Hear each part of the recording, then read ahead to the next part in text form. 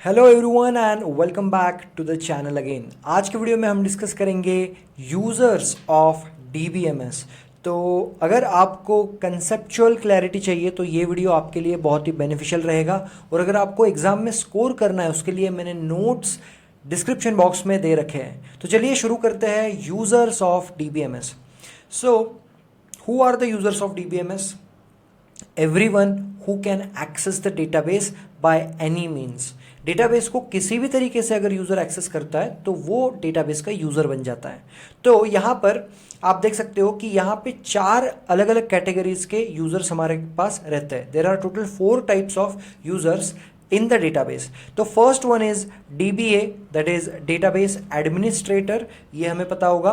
Then second is database designer, जो database को design करते हैं। डोंट वरी, हम डीप डाइव डिस्कशन करने वाले हैं, अभी सिर्फ हम इनिशियल लेवल पे ओवरऑल इंट्रोडक्शन ले लेते हैं इस पर्टिकुलर टॉपिक का।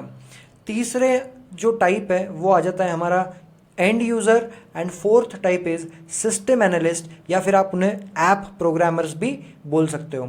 अब एंड यूज़र में अगर देखा जाए तो एंड यूज़र में अगेन 3 तरह के एंड यूज़र हमें मिल सकते हैं यहाँ पे। एक हमें मिलता है कैजुअल एंड यूज़र, जो ओकेशनली यूज़ करता हो किसी एप्लीकेशन को, तो उसे हम कैजुअल एंड यूज़र बोलेंगे। सेकेंड आ जाते हैं नाइव या पैरामेट्रिक एंड यूज़र, तो इसके अलग रिस्पॉन्सिबिलिटीज़ होते हैं। एंड थर्ड आ जाता है हमारे पास सोफिस्टिकेटेड एंड यूज़र्स। तो ऐसे टोटल इतने तरीके के हमारे पास एंड यूज़र्स होते हैं। तो अब डीप डाइव डिस्कशन करते हैं वन बाय वन। सबसे पहले हम टारगेट करेंगे हमारे डीबीए को। तो चलिए देखते हैं डीबीए मतलब क्या।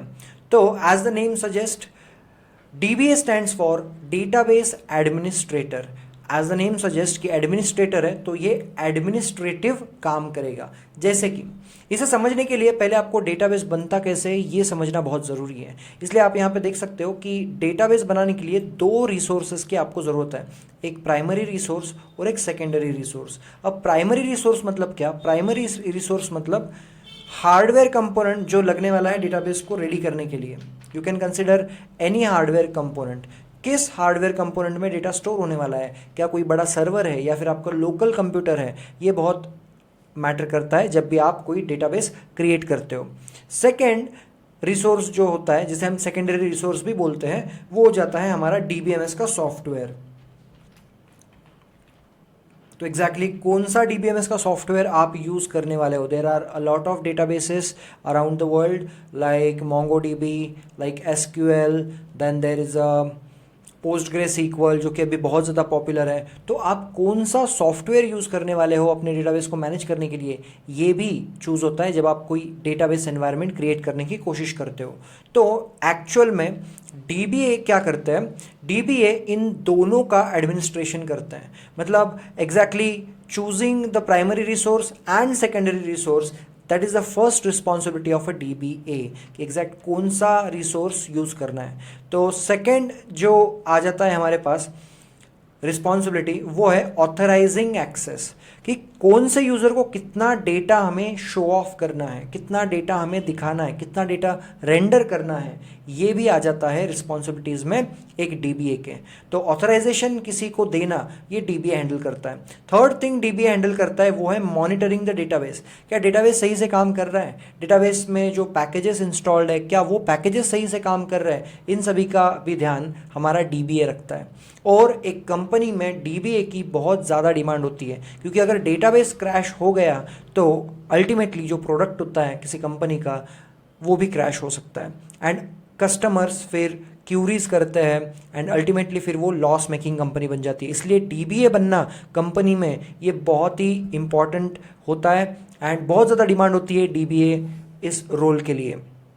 उसके बाद DBA के पास ये भी रिस्पॉन्सिबिलिटी होती है कि अगर यूज़र्स बढ़ रहे हैं किसी डेटाबेस के, तो अकॉर्डिंगली वो हार्डवेयर या सॉफ्टवेयर को एक्वायर कर सकता है, एक्स्ट्रा एड ऑन कर सकता है। तो that is the fourth responsibility of DBA, कि अगर मेरे अभी 100 यूज़र्स है डेटाबेस के और मुझे लग रहा है कि अब मेरे यूज़र्स बढ़ने वाले हैं, तो एज अ DBA मैं मेरे हार्डवेयर का जो साइज़ है वो इंक्रीज़ कर सकता हूँ। If I am using 500 GB of storage, तो मैं उसे 1 TB तक का कर सकता हूँ। ये भी रिस्पॉन्सिबिलिटी एक DBA के पास होती है।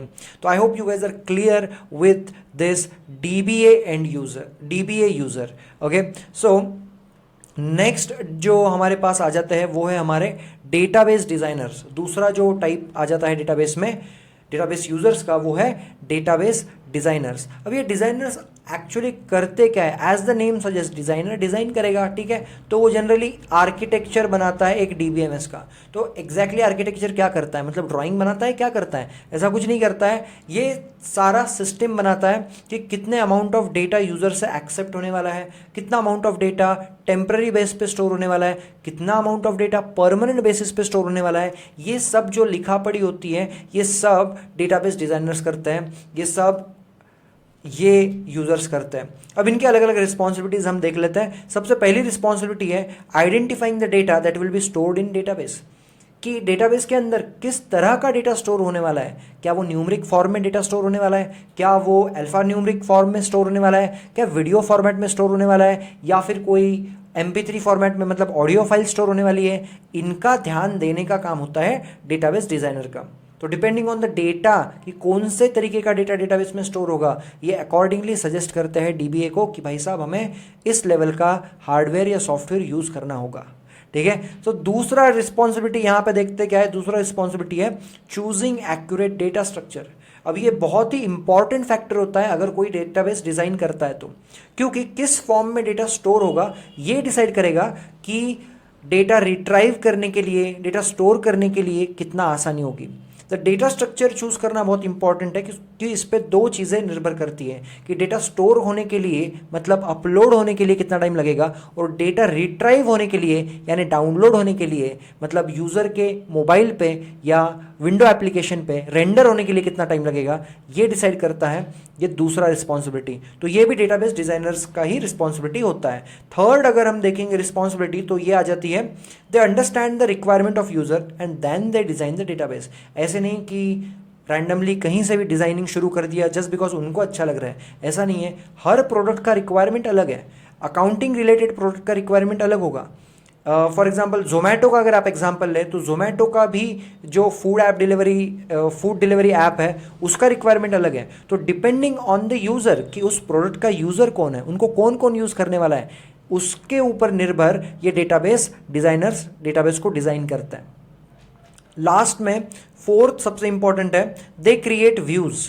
ओके, अब व्यूज़ का क्या मतलब होता है? Very simple. आप अगर कभी थिएटर में जाते हो तो सिल्वर या गोल्ड वाले अगर आप सीट्स लेते हो तो वहाँ से एक अलग व्यू दिखता है स्क्रीन का। बालकनी अगर देखते हो तो वहाँ से थोड़ा सा अच्छा व्यू दिखता है, मतलब ज़्यादा कंटेंट हम कैप्चर कर सकते हैं without moving our neck like this, right. तो यहाँ पर भी कुछ सिमिलर एग्जांपल हम देखते हैं। मान लो जोमेटो का ही एग्जांपल ले लेते हैं, ठीक है। अब ये जो जोमेटो हमारा ऐप है इसके बहुत सारे यूज़र्स हैं, तो इसके व्यूज़ क्रिएट करना मतलब क्या? अब जोमेटो के हम हो गए कस्टमर्स, राइट।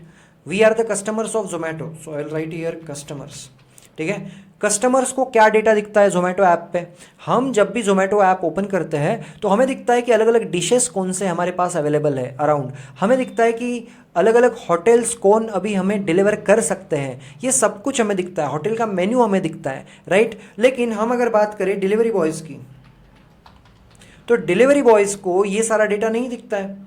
डिलीवरी बॉयज़ को दिखता है कि उसके अराउंड कितने एक्टिव डिलीवरी है जो उसे डिस्पैच करने हैं या पिकअप करने हैं, ये सब डेटा डिलीवरी बॉय को दिखता है। सिमिलरली जो होटल ओनर्स हैं उनको डिलीवरी बॉय का या फिर कस्टमर का जो डेटा है वो नहीं दिखेगा, ठीक है।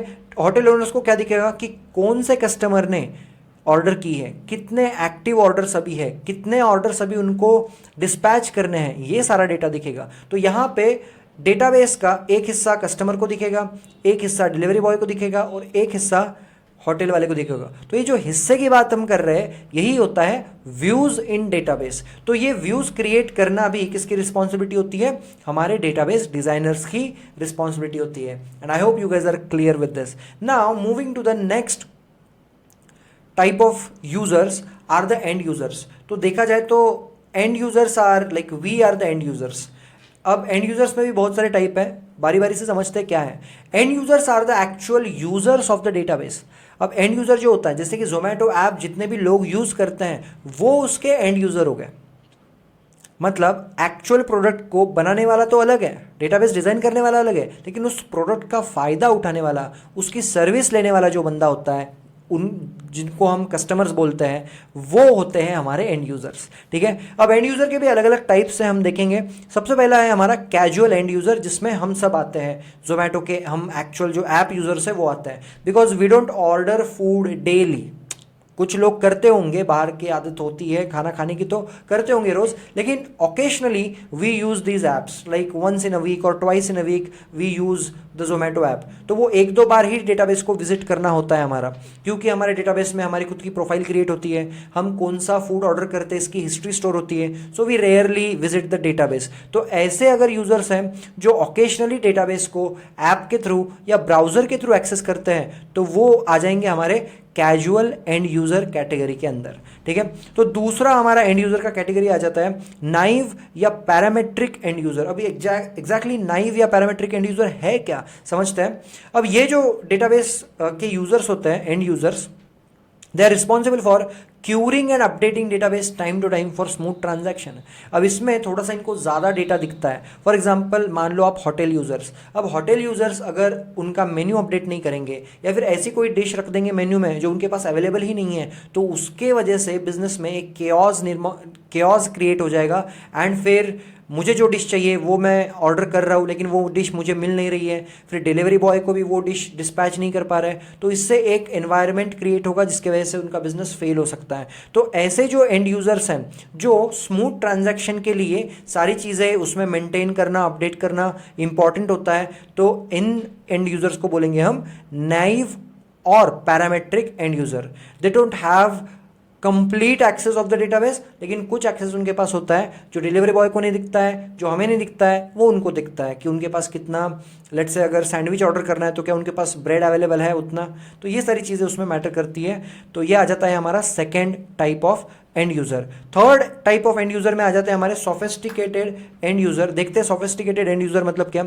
दे are actually engineers and the business analyst. अब इनके पास थोड़ा सा ओवर एक्सेस होता है, ये एक्चुअली कोड को लिखते नहीं है, लेकिन इनको डेटाबेस के बारे में थोड़ा बहुत पता है। मतलब जो कोई भी एप्लीकेशन का फ्रंट एंड कोड होता है या बैक एंड कोड होता है, इससे इनका कुछ लेना देना नहीं है, लेकिन ये लोग डेटाबेस में क्यूरी रन करके देख सकते हैं क्या डेटाबेस स्मूथली चल रहा है या नहीं चल रहा है। तो generally they don't write exact code, ठीक है, लेकिन they can update and modify the personal database. ठीक है, अब इट इज़ वेरी सिमिलर। इसका एक अगर बेस्ट एग्जाम्पल देखा जाए तो मान लो अगर आप कोई होस्टिंग खरीदते हो या डोमेन खरीदते हो, ठीक है, अगर आप एक वेबसाइट डेवलपर हो और अगर आप कोई होस्टिंग खरीदते हो, तो आप एक्चुअल सर्वर से इंटरेक्ट नहीं करते हो, आप खुद का एक पर्सनल सर्वर, एक स्पेस खरीदते हो जिसे आप लोग सर्वर के नाम से जानते हो।